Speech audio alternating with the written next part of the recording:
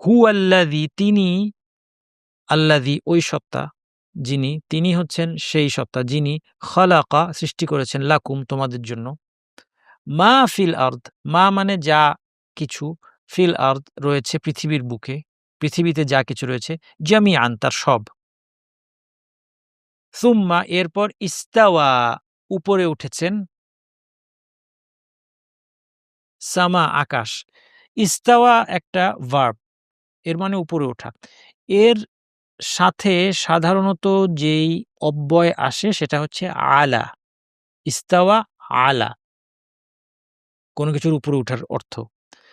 কিন্তু আরবিতে একটা অলংকার, আরবি অলংকারের একটা দিক আছে, এটাকে বলা হয় তদমিন।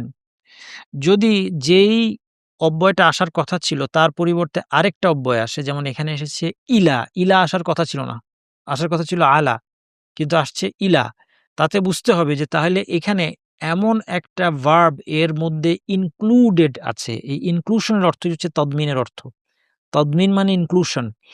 এখানে এমন একটা ক্রিয়া ইনক্লুডেড আছে যেটা ইলা দিয়ে আসে। সেজন্য কেউ বলেছেন আকবালা, অথবা কেউ বলেছেন কাসাদা। আমরা এটাকে বাছাই করলাম কাসাদা।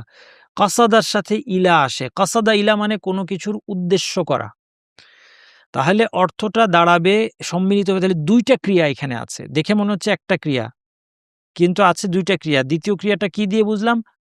দ্বিতীয় ক্রিয়ার যে সঙ্গী ইলা, সেই ইলা দিয়ে বুঝলাম এখানে আরেকটা ক্রিয়ার অর্থ অন্তর্নিহিত আছে। সেজন্য অর্থ করতে হবে আকাশকে উদ্দেশ্য করে এর উপরে উঠলেন। উপরে ওঠার অর্থটাও থাকলো, আকাশকে উদ্দেশ্য করার অর্থটাও থাকলো। উদ্দেশ্য করার অর্থ মানে কি?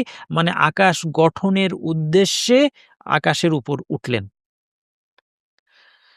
ফাসাওয়াহুন্না, এখানে ৩ টা শব্দ, ফা অতঃপর, সাওয়া অনুবাদ করা খুব কঠিন। সাওয়া মানে কোনো কিছুকে নিখুঁতভাবে সুবিন্যস্ত করা, ভারসাম্যপূর্ণ করা, সমান করা। আমরা লিখেছি নিখুঁতভাবে সুবিন্যস্ত করলেন। হুন্না তাদেরকে, হুন্না হচ্ছে ফেমিনিন প্লুরাল, একটা সর্বনাম, প্রোনাউন, যেটা ফেমিনিন বহুবচনের দিকে ইঙ্গিত করছে। এখানে বহুবচন হচ্ছে আসলে ৭ আকাশকে বোঝানো হচ্ছে, এইজন্য হুন্না আসলো। সাবা মানে ৭, সামাওয়াত মানে আকাশ, সামা এর প্লুরাল হচ্ছে সামাওয়াত। তাহলে একে ৭ আসমানে নিখুঁতভাবে সুবিন্যস্ত করলেন। ওয়া হুয়া বিকুল্লি শাইইন আলিম, এবং তিনি, কুল্লি মানে সকল, শাই মানে বস্তু, আলিম মানে জ্ঞানী। আলিমের সাথে বি আসে, অর্থাৎ তিনি সকল বস্তু সম্পর্কে পরিপূর্ণ জ্ঞানী। আলিম দিয়ে জ্ঞানের আধিক্য বোঝায়, পূর্ণতা বোঝায়। আল্লাহ সুবহানাহু ওয়া তাআলা সকল বিষয়ে জ্ঞানী।